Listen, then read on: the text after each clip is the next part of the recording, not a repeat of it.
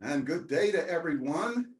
I am Dr. Brian Sims. I am Senior Medical Advisor with the National Association of State Mental Health Program Directors, otherwise called NASMHPD. And I am thrilled today to be the host for this 164th episode of the Crisis Jam. And we are so elated today to welcome our colleagues, Christy Malik and Justin Volpe and Amy Brinkley, and a host of other NASMHPD representatives that will be speaking on an incredibly important topic that has already been the feature presentation on a few other occasions, but is a frequently talked about concept in terms of peers. And in this case, we're going to talk more about hiring peers with a criminal justice background. So really looking forward to what's going to happen today. This is a reminder to each of you that talk.crisisnow.com. It has a wealth of information. You're able to go both forward and backward in terms of the Crisis Jam previous episodes. You can look at materials. There's a host of information, and we just welcome you through the link. If you haven't already registered, please register on this particular site so that you can feature, you can have future jams at your disposal. Let's go to the next slide, please. We also want to feature the fact that during the times that we've had these crisis jams, we've had over 400 unique speakers. The numbers are growing every single day, but we're talking about that, but we're still looking for ideas from each and every one of you. If you could help us out with that, it would be immensely helpful, and you can just contact us through the link that's going to be in the chat box so that you have any ideas for future topics. That would be wonderful. Now, this next slide, I want to talk a little bit about the 988 Grantee Conference that is up for presentation a little bit later on in Chicago in April. This is actually, there was one that was done probably in, I think it was 2019 or so, but we're really looking at the fact that this will be the third one of these call for proposals. As you can see on the screen, there was one done in Baltimore in 2014 and in New Orleans in 2007. This is the third in that series, and what we want to look at is soliciting presentations. The deadline for this proposal is actually very soon. It's only in 2 days on March the 8th. So we're asking you to really step forward on this to try to get things set up so that you can be a part of this wonderful grantee conference. On this next slide, this is a feature from the Seattle Times that talks about starting 5 crisis receiving centers across their King County. What they have is King County. It's a massive component, and it's really just kind of saying that as we implement our crisis centers, we're talking about in terms of King County, gathering as much as $1.2 billion in abilities to raise in terms of revenue over the next 5 years. If you would like more information from this particular element, please connect to the link that will be put into the chat box. And we move now to the Crisis Summit. That is the Crisis Now #3. This is going to be held in Amsterdam on June the 29th and the 30th of this year. The last time a summit of this nature was done, and I apologize, I mentioned 2019 earlier, this was where it was done through the summit in 2019.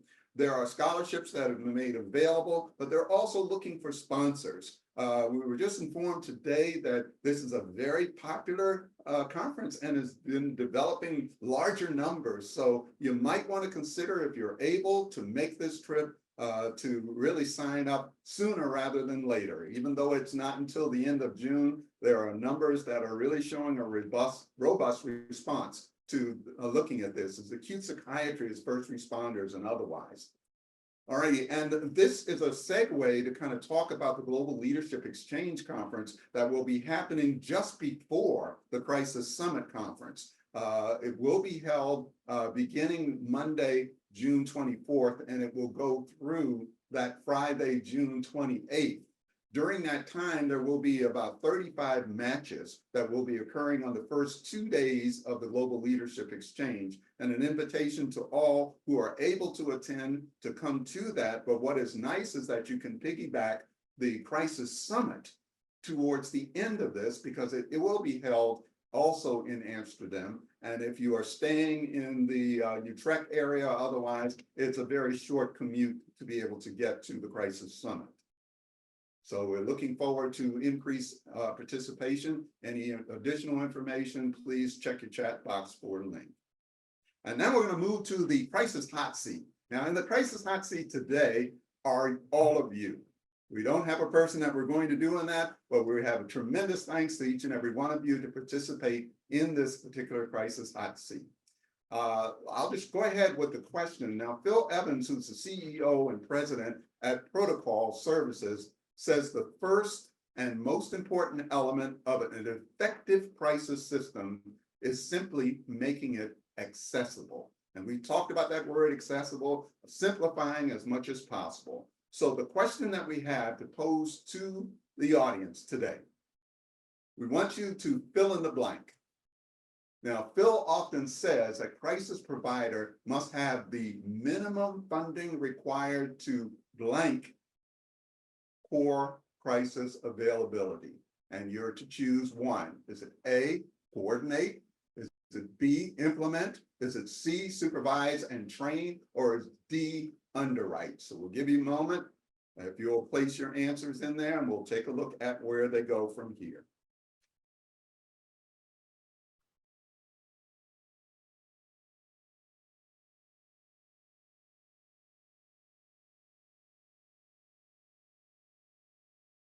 Encourage you all to not only place your votes in, but to also place any other concerns or questions or otherwise. Keep it flowing in that chat box so that we have the ability to just kind of come back and review over them as we would need.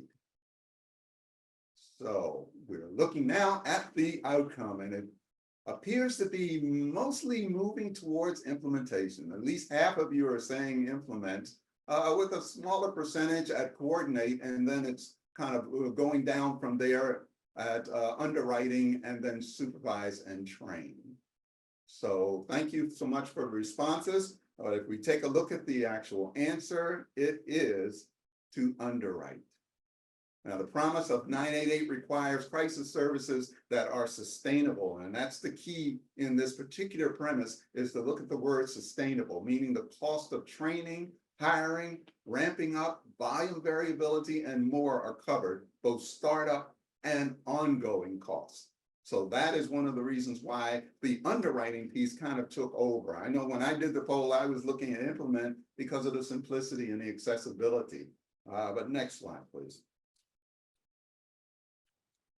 So what we want to see from this is really taking a look at the question, because this is all built on what is referred to as the firehouse model.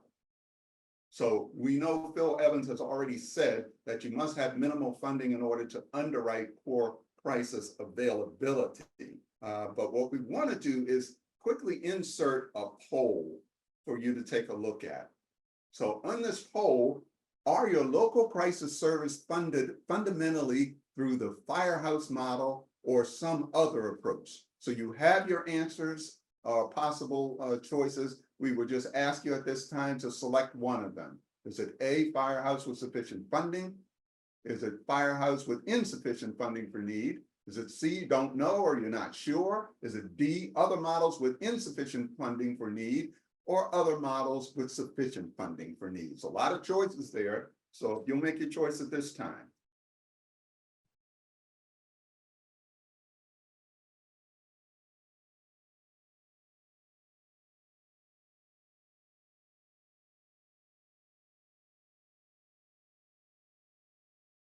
Okay.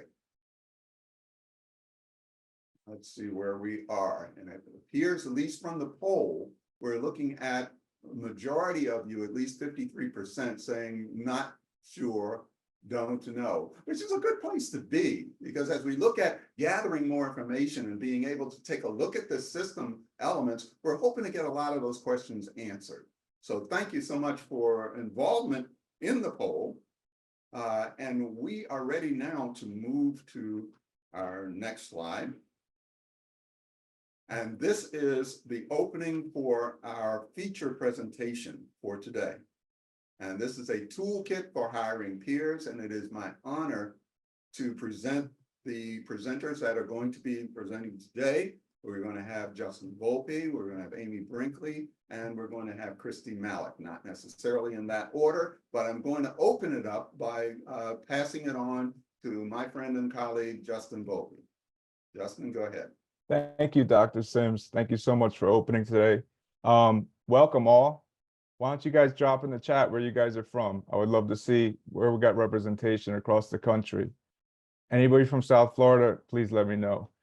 Joining today from Miami, Florida on this wonderful toolkit that we developed through SMI Advisor and NASMHPD, hiring peers with criminal justice backgrounds. It's called Opening Career Pathways for Peers with Criminal Justice Backgrounds. And we, when we talk about building out the workforce, peers are always part of the conversations, but we know there's some barriers. So we're going to talk about some of them today and the toolkit to address that. Next slide, please. As Dr. Sims said, I'm presenting today with my colleagues, Amy Brinkley and Christy Malik, and you'll hear from them shortly. Next slide.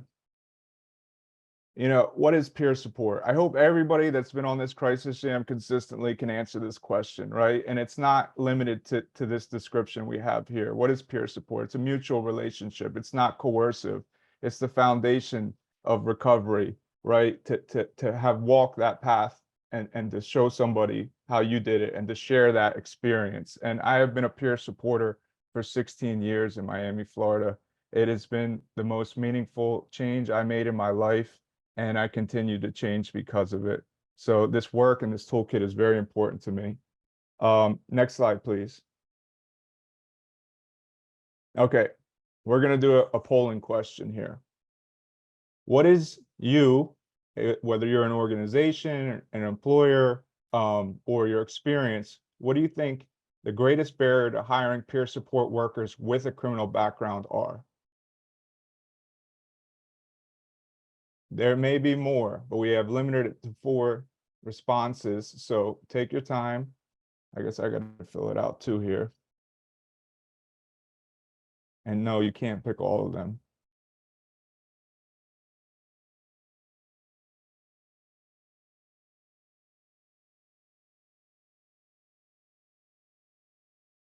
Right, do we have any results? Okay, at number 1, we look at company policies. And when I see company policies, I think of background checks, right? I think of check the box for a felony. They want people with lived experience, but not too much, right? There's always like a tough road to cross there. Salary, surprisingly, lowest. Peers still need to be paid more, but that's another conversation for another day. State regulations, 3rd, and 2nd, we have stigma. That is huge. That is huge because people don't understand the struggle that it takes for somebody to go through some of that process and to come out and be valued for being an employee for the workforce. And with that, yeah, lived experience, but not too much. Thanks, Amy. With that, I'm going to pass it to our Amy to talk a little bit about her journey. Thank you, Justin. And I think we can go to the next slide. Good afternoon, everybody. My name is Amy Brinkley, and I am the Senior Recovery Support Systems Coordinator with NASMHPD. Been with NASMHPD for about 2 years. And prior to that, I was Director of Recovery Support Services in the state of Indiana, where I oversaw all of our peer and recovery support services for about 5 years, just before coming to NASMHPD.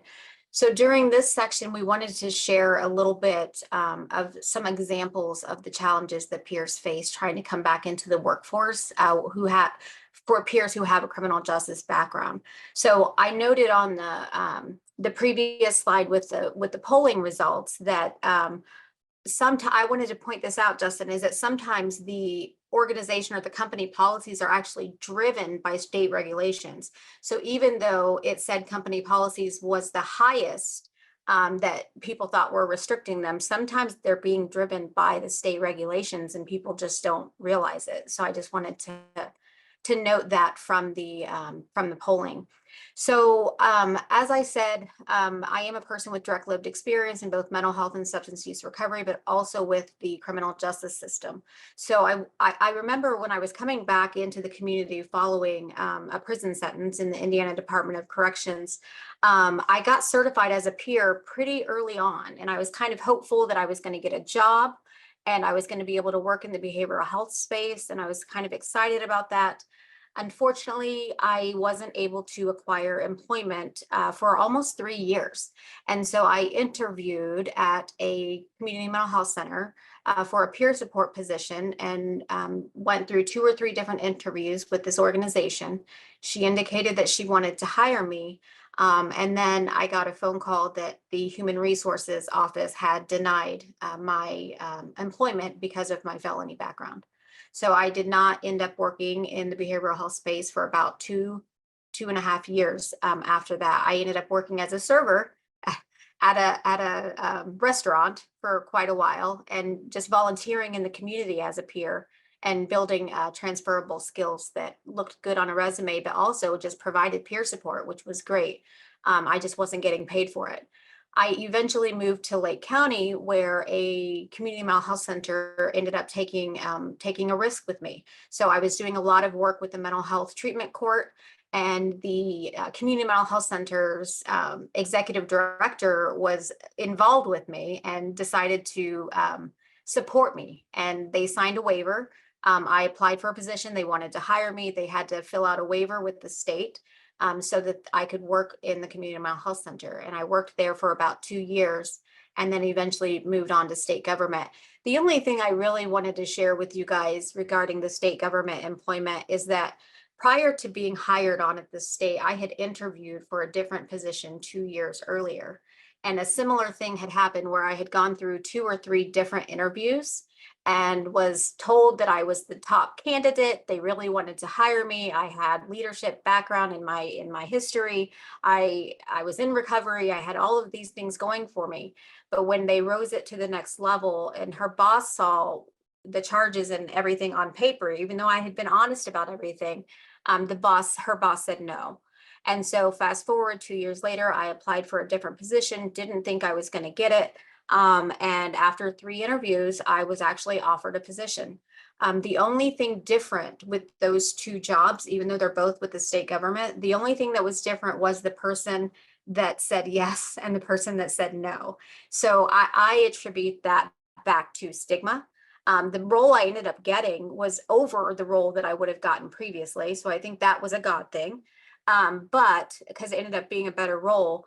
But eventually, you know, in hindsight, it's always 2020. When I look back on it, the only thing that was really different, I think, is stigma. That, you know, I got to meet with the person, explain, you know, my background, and it ended up being the commissioner, and the commissioner has the final say. So I ended up getting the job. I worked there for 5 years, ended up moving up, and love what I get to do in the peer space now. So there are significant challenges for people with criminal justice backgrounds, and hopefully throughout this presentation, we can address some of those challenges and you guys find some of this stuff helpful.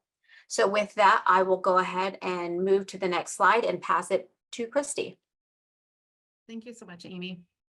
And thank you so much for just sharing your testimony and what you went through. And I think that was one of the key takeaways. We kept hearing in the field that there were so many people that did not have that opportunity to be hired as a peer support specialist. So we were like, okay, how can we change the field? And this is why we developed this resource. And again, we wanted to connect the dots to these 3 figures of really making that social and economic case. Okay, so the DOJ reports that over 10.8 million adults are released from the criminal justice system every year.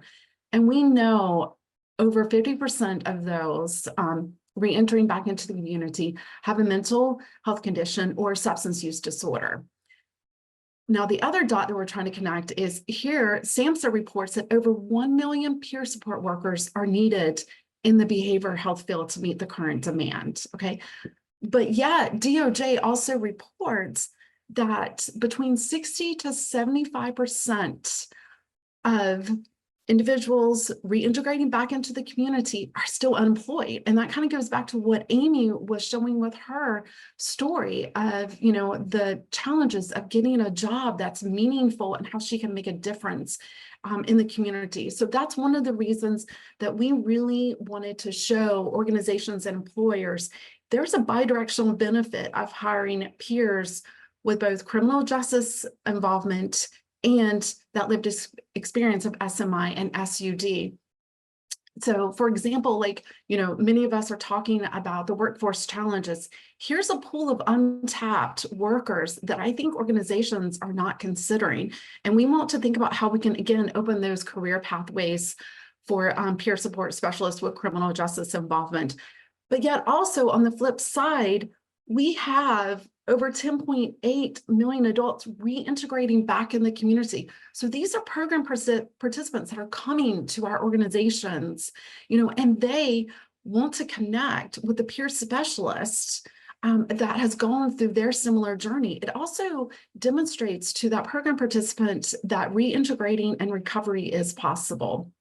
Next slide, please. So the toolkit, we've broken it out into 3 different modules focused on hiring, integrating, and sustaining peer support specialists across that hiring continuum. So given today's constraints with the crisis jam, we're just going to kind of touch base high level, just give a couple examples of some of the best practices and strategies that we kind of outline in the toolkit for each of the modules.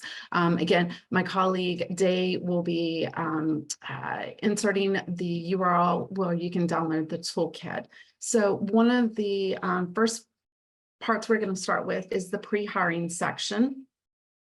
So next slide, please.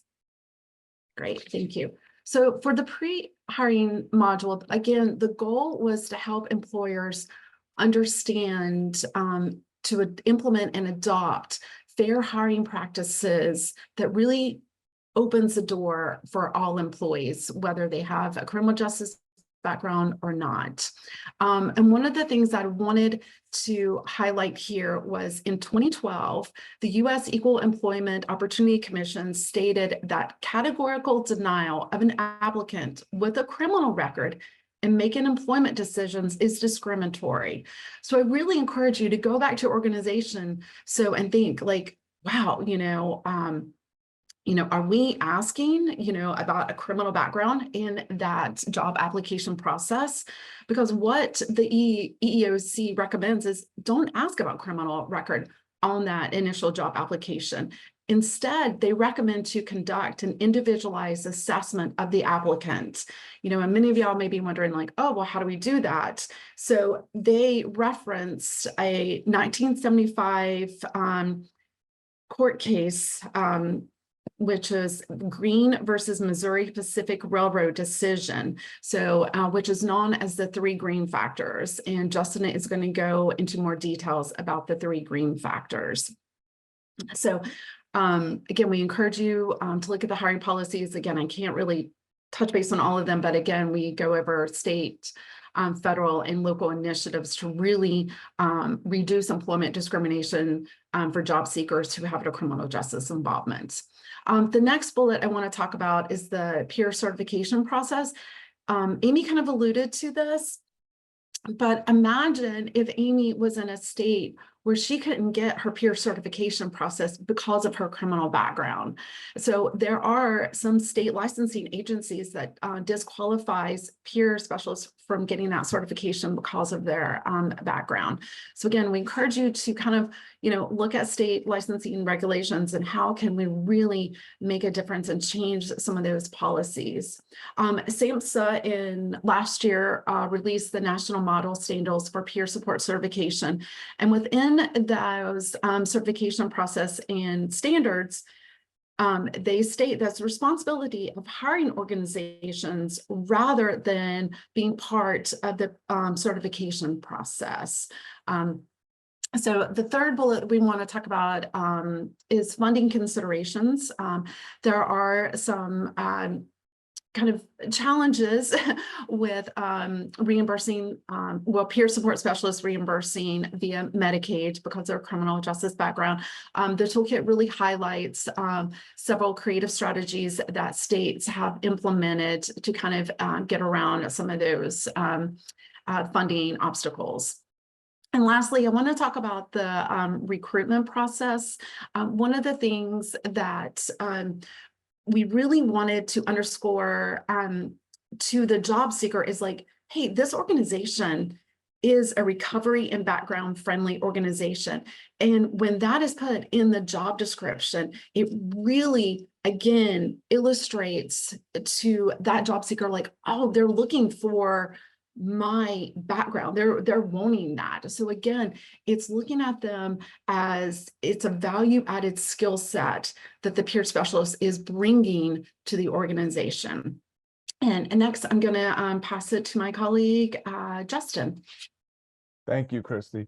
Yeah, we really wanted to have like a organizational trauma-informed approach at this, right? That it's not just the peers' job to show up and go through these hoops, but as a team effort to understand recovery, to understand what people have been through to get to this. And this tool could be used for other employees, right? That aren't just peer specialists, because other people have criminal backgrounds. I was just in Washington, D.C. last week, and I met 2 peers, Christy, I meant to tell you, that were hired for the DC court, and one had done 20 years. And on the application, it required that he did time and was in recovery. I mean, clear language, right? So we have this hiring model. We want peers to be involved with the process. When I hired people, when I worked as a peer in Miami, Florida, I was part of the interview process with people, to understand what people went through and to meet them where they were at. This module provides guidance to hiring entities when reviewing applications, conducting interviews, and onboarding a new peer support worker.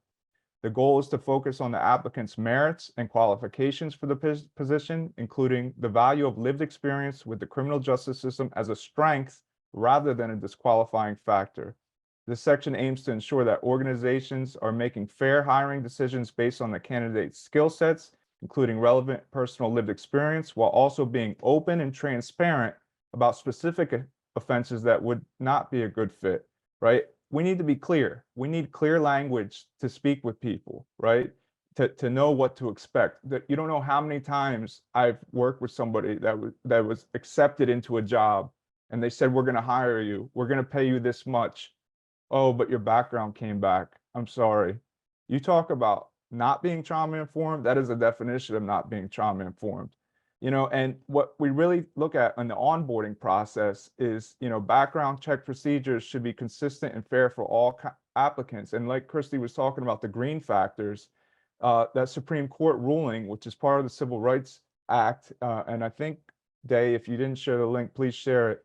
What should be considered is the nature and the gravity of the offense or conduct when you're applying for a job, the time that has passed since the offense, or completion of the sentence. If something happened 20 or 30 years ago and somebody's been out of trouble that entire time, that should be valued as a strength.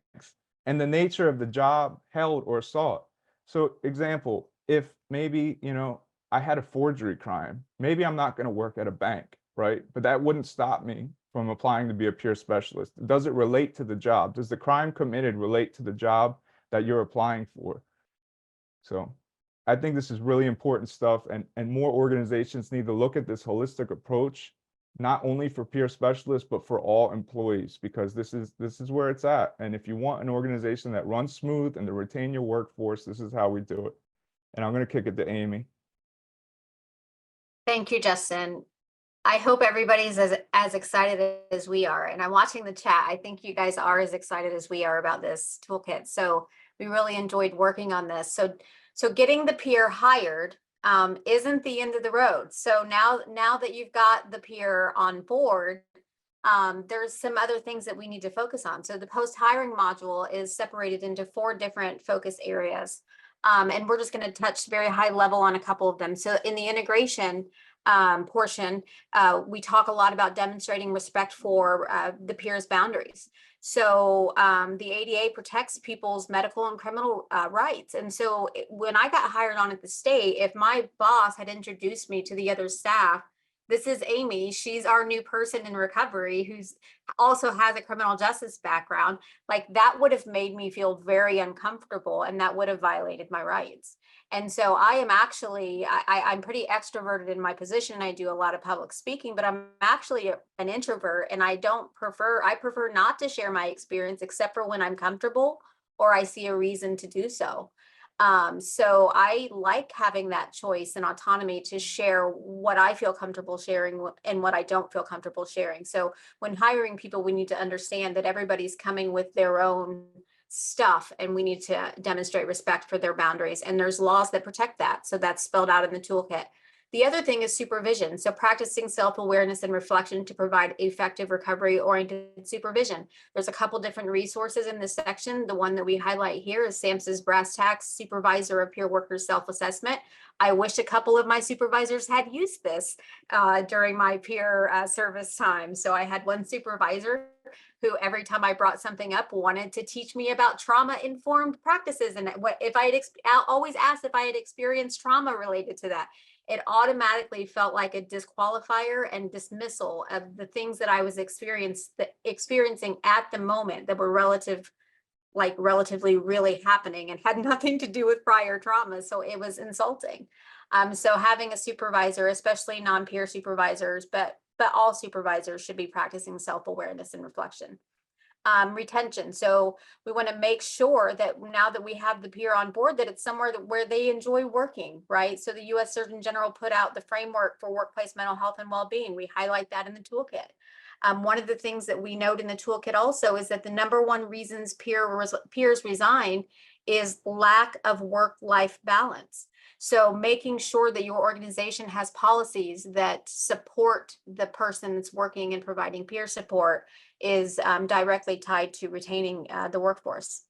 The last thing I'll highlight is professional development. So organizations just need to continue to support the professional development of peers. They need to have access to professional development opportunities just like every other staff person on board. We all want to feel like what we're doing matters. We all want to continue to learn and grow in our positions, and peers are no different. So we highlight some resources, free resources that are in the toolkit, and we ask you all to go see them. So next slide, please. So here is a link to the toolkit. So if you've got a phone, please pull out your phone and access the toolkit here. There will be free technical assistance offered, and Ren's going to put the link in the chat as well. So with that, I will wrap up for time's sake. Thank you guys for your time. We hope that you find this enjoyable and helpful.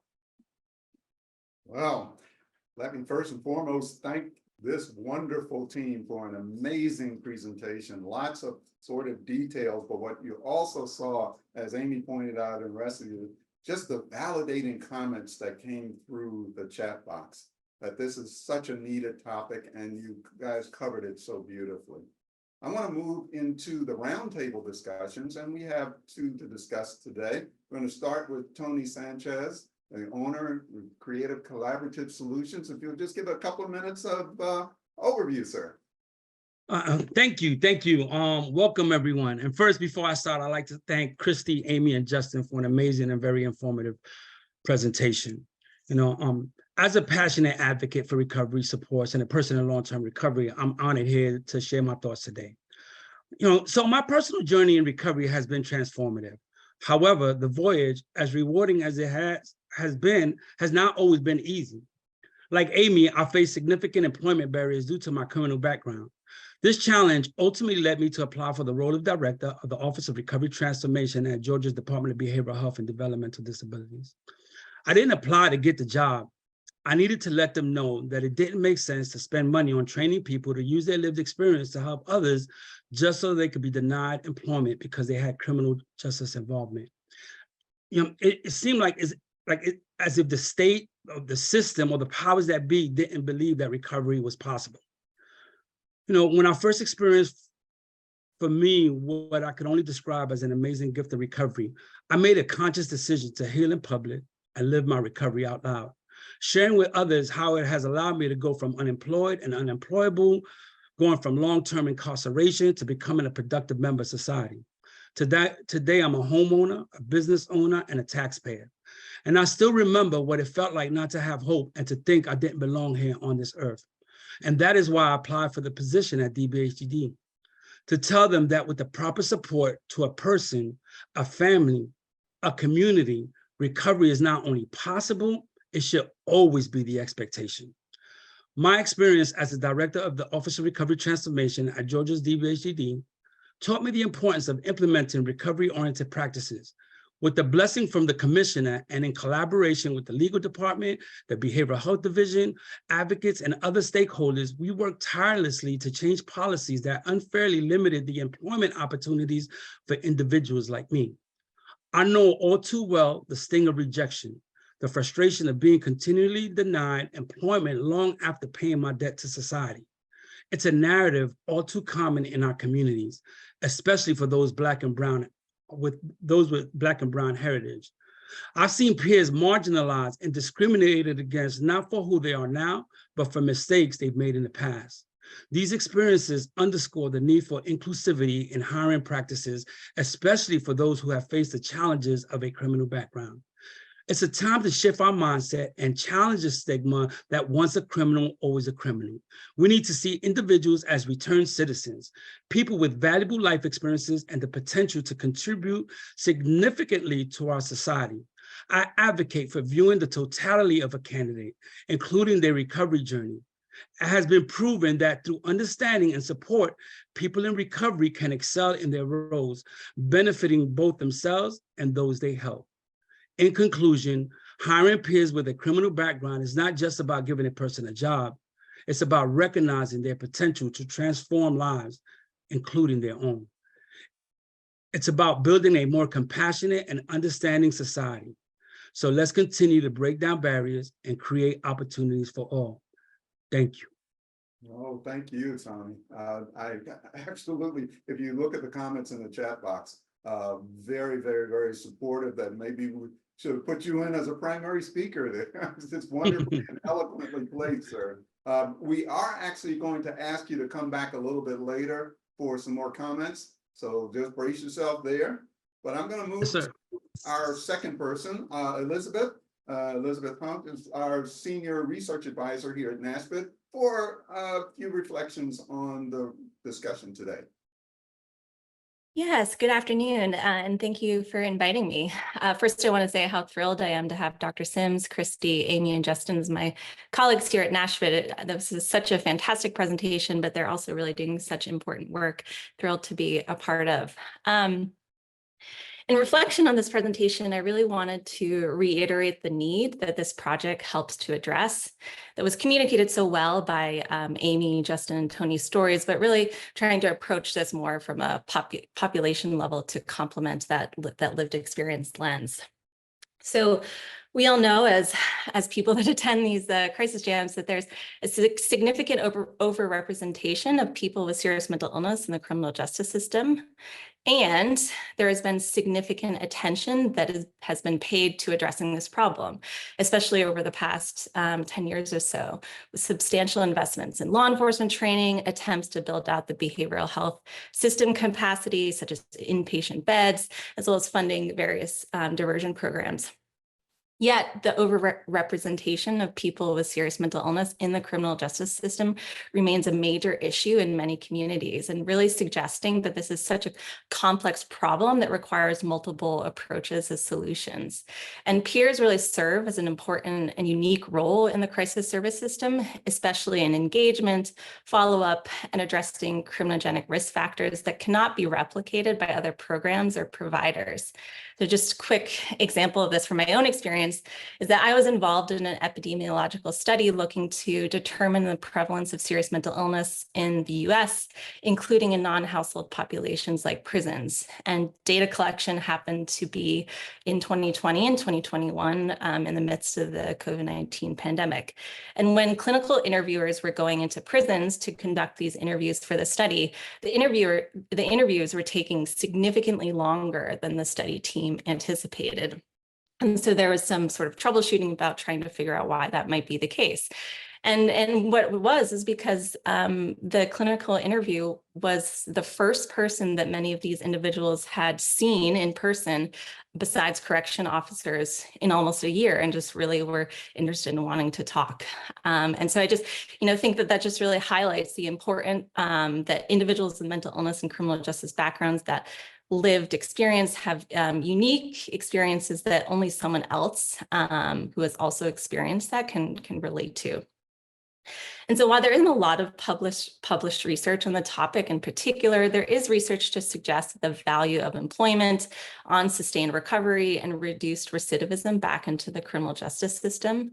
But also looking at the person being served perspective, there's a lot of research showing cultural competence and representation of shared experiences in the providers of the individual is in improving outcomes, engagement, surface-seeking behaviors, feelings of connectedness, empowerment, and really all the outcomes that we're all striving for. So really using peers with criminal justice backgrounds in the crisis service continuum is such an important solution and tool for communities and employers to consider. Thank you. Thank you, Elizabeth. Beautiful. Really appreciate all of the information that's been shared so far, and to Christy, Amy, and Justin. Again, with the chats in the chat box, I'll refer you guys to the chat box because the three of them will also be showing up at NatCom this year. And if the date and the time for their appearance is in the chat box, but also with one more comment, they're coming on just before Michelle Obama. So gives you another reason to go to NatCom 24. So we're now ready to move to the SAMHSA updates. And today we have the wonderful Jill Mays, who's going to be joining us to speak on SAMHSA issues for today. And Jill, take it away, please. Good afternoon, everybody. Very excited to be with you all. Thank you, Justin, Christy, and everyone who did this presentation on hiring peers today. This is such an important issue, and just appreciate you all the work that you're doing to advance us all in this area. And thank you, Tony, as well. Good to see you again, one of my fellow Georgia residents. So moving on to the SAMHSA updates, I just have a couple of things to share today. Some may be repeats from previous meetings, but we want to keep this information top of mind for you. Many of you may be involved in our upcoming Grantee National Conference that's going to be in Chicago, Illinois, April 30th through May 2nd. All of the information for the registration for our 988 grantees, tribal grantees, and call center follow-up grantees has been sent out. So if you're in those categories and didn't receive the information, please reach out and let us know so that we can get you everything that you need to prepare for this conference. We're looking for a wonderful time of sharing goals and challenges and successes in 988 implementation, and learning what next steps and best practices can be for all of us. So we look forward to meeting you all in Chicago. Next, I want to talk about a convening that we just had last week and some kind of requests from this group that may be an opportunity for many of you to reach out and connect to. We had a fire and EMS convening to just have a more in-depth conversation with individuals representing the fire, EMS, paramedics, and emergency medicine sectors. There were 20 national organizations represented at this meeting, and we had virtual panelists from all across the country, for example, Michigan, Alaska, Texas, and we talked about how the 988 system, the crisis response system, can better connect with fire, EMS, paramedics, and emergency medicine. And they're often the first responders that individuals see in their communities before hopefully getting successfully connected to crisis services as needed. So we were able to just hear a lot from them. And one of the things that they asked for, which I'm hoping that many on this call are able to kind of make this connection in your local areas, is that they want representatives from the 988 and crisis services to present at their conferences and training so that they can have a consistent connection and dialogue with those doing crisis services to see how connection can be made better, to help train them on behavioral health things that their workforce may not be aware of. So we put that out there. Just encouraging all of you all, if you haven't reached out to your local fire, EMS, paramedics, and emergency medicine workforce, to please do that, because that will help us all to, again, fill in gaps and continuum so that we can all have a better collaborative partnership and work together. Next, we have an equity convening coming up. I think this link may have been shared, but I will share it in the chat at the end of the presentation. It's a in-person convening that we're having in our Rockville offices. It's going to be March the 18th and 19th. It's the equity convening journey to embed equity in your 988 and crisis response system.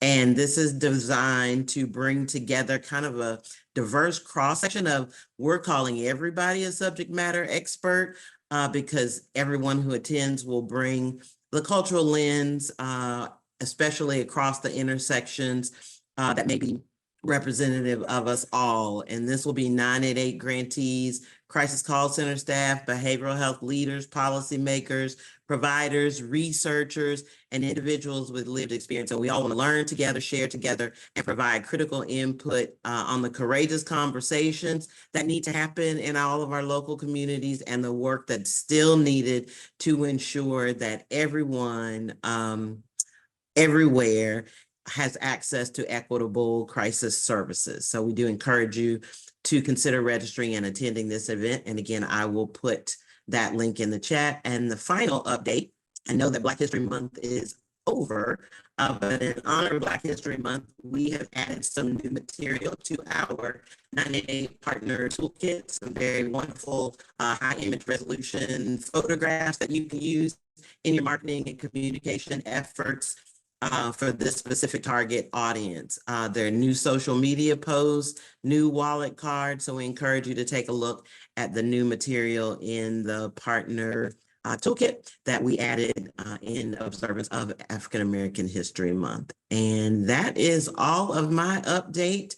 So I will turn it back over to you, Brian, and I'll look in the chat, see if anybody has any questions. And again, I will put that link for the registration to the equity convening. Thanks. Bill, as always, thank you so much for that wealth of information, but as well for all of the efforts that you put forward. And thanks to SAMHSA again for their leadership in all of these qualities. We are just so valued. We value SAMHSA for all your efforts. I now want to move to our federal updates, and we have Sarah Corcoran with us. Sarah, you're ready. Thank you so much, Dr. Sims. If we can go to the next slide, we've got our cherry blossom background here because it is about that time coming up in DC. So looking forward to spring. I've got a quick FY24 appropriations update for Congress.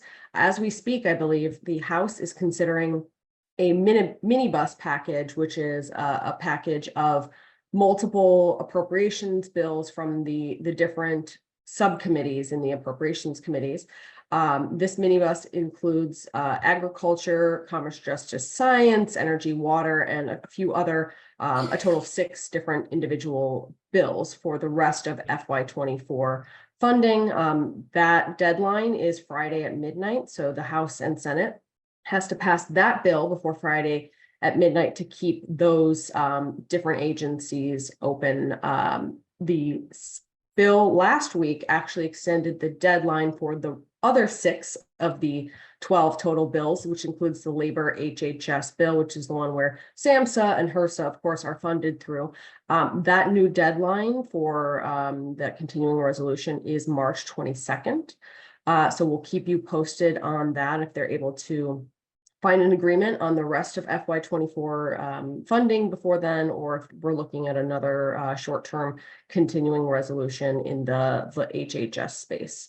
One more quick flag of the bill that's being considered currently. There is a health title within the overall bill. There are the 6 individual bills that I've listed here on the left-hand side that are being considered for appropriations, but there are also the Support Act, which is that landmark opioid-focused bill from 2018. The Medicaid provisions from that bill are up for reauthorization and have been included in this package. The rest of the provisions have not been included in the package to reauthorize those programs. Those expired at the beginning of this fiscal year, and Congress is still working to make progress and find agreement on reauthorizing those programs. However, they were able to move forward on the Medicaid programs within that Support Act, including pausing rather than terminating Medicaid coverage for individuals in incarcerated settings. So that is something we're looking forward to seeing passing and, moving down that pathway to focus on the rest of FY24 later in the month, hopefully. I'm going to turn to Joanna with FY25 update, which is upon us as well. Yes, exciting. And hopefully my Wi-Fi holds out. It's been going in and out all calls, so I'll try to do this quickly. But from the White House, President Biden will be giving his annual State of the Union address this Thursday. We expect and hope that there will be mention of mental health, but given current events, both global and domestic, it's a little hard to say. Additionally, the FY25 presidential budget proposal should be coming March 11th, this coming Monday, to sort of unofficially kick off the appropriation season this year. So we'll be keeping an eye on that. There's a chance that it could get postponed. It sometimes does, but really, really have all my fingers and toes crossed and knocking on wood. Also, we have a congressional update. The Lifeline Cybersecurity Responsibility Act from Representatives Cardenas and Obernolte, which unanimously advanced from House Energy and Commerce last year, passed on suspension in the House yesterday. So that is exciting. And I'll end there, and hopefully I haven't cut out yet. No, you did not cut out, but thank you both for invaluable information. It's very well received. I'm going to move back to Tony Sanchez. And Tony, I just wanted to find out if you had any additional comments or anything you'd like to share at this time. Thank you, Dr. Sims. Yes, I do. I like to say that I believe that the 988 promise benefits justice-involved individuals in several ways. Firstly, it provides an alternative to calling 911, which often can lead to police involvement and incarceration for people with mental health or substance use challenges.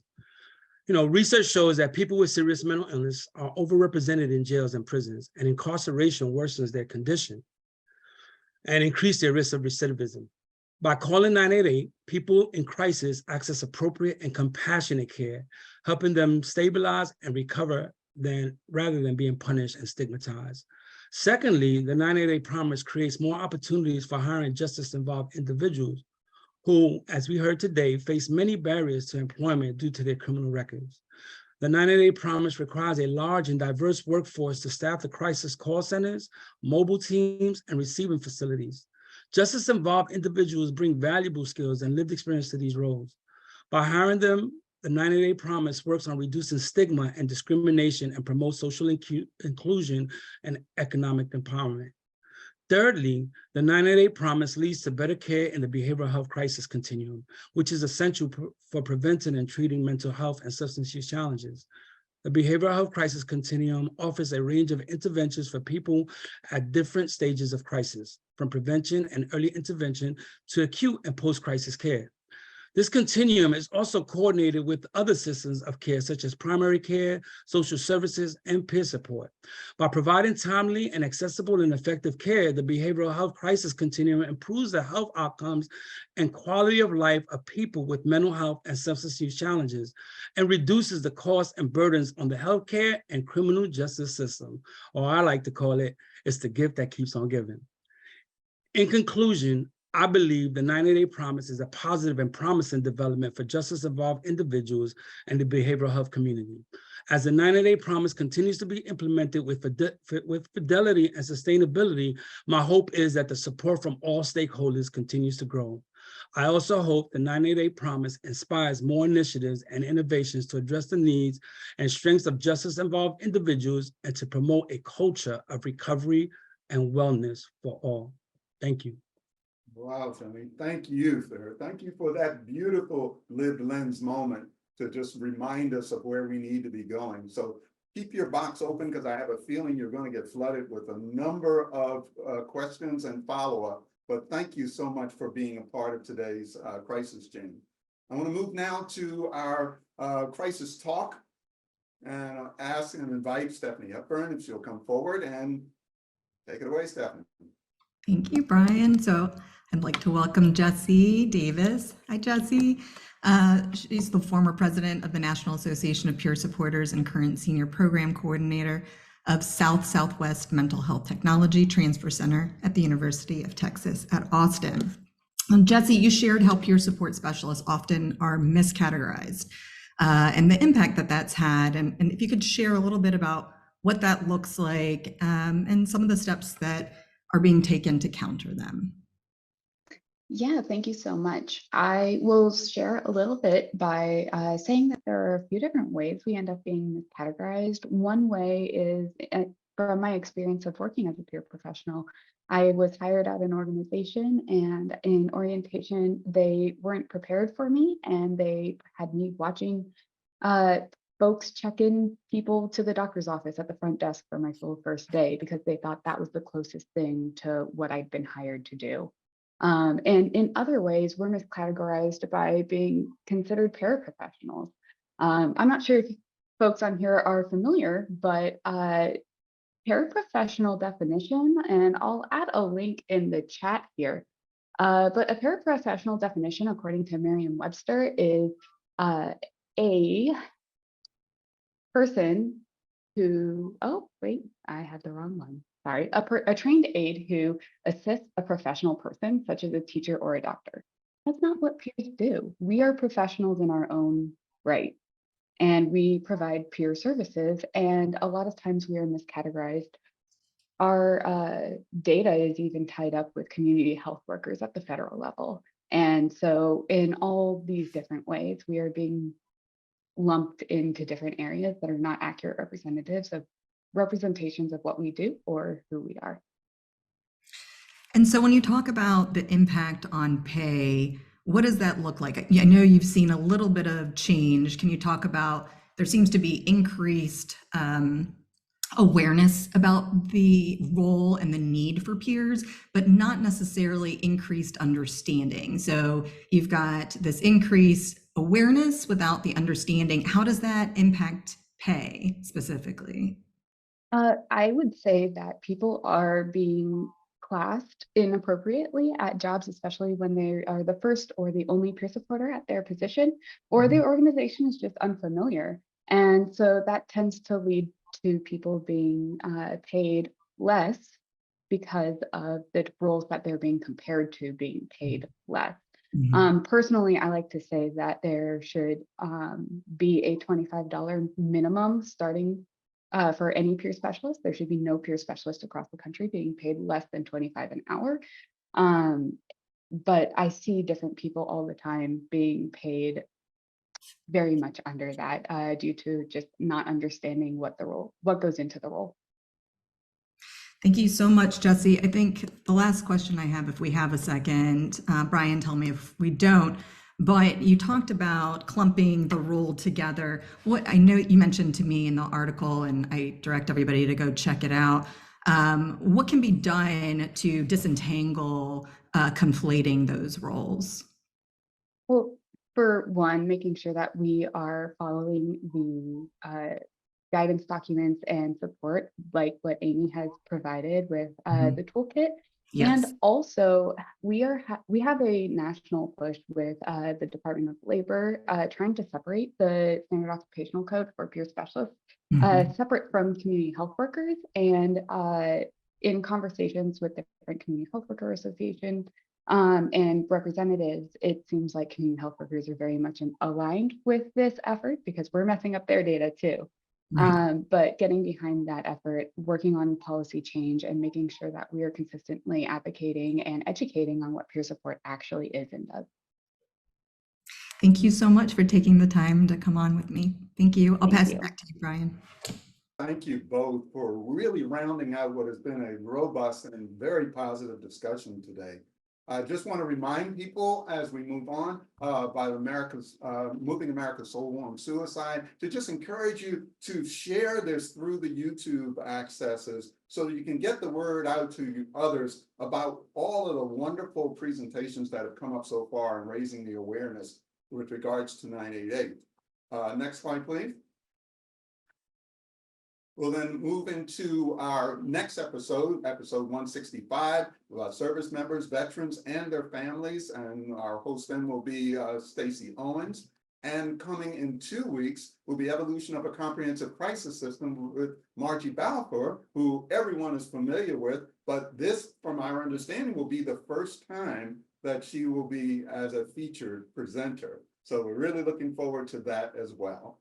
And next slide. And at this point, we want to thank everyone for being here today and a wonderful, wonderful Crisis Jam. And we look forward to seeing you at a future one. So good day to all.